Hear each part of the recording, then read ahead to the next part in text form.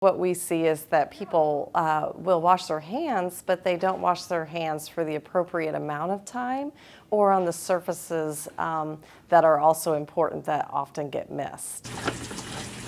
We should think about all the surfaces of our hands. Often we just wash, very quickly and put our hands under the water, but sometimes we miss the palms of our hands between the thumb and the index finger. We forget to kind of scrub on top of our hands, and then we forget to take our fingernails and scrub our fingernails as well. Another place that is commonly missed is our wrists, so we could actually take our hands and take that soap up our wrists and wash. Another problem that I see is that we do not wash our hands long enough.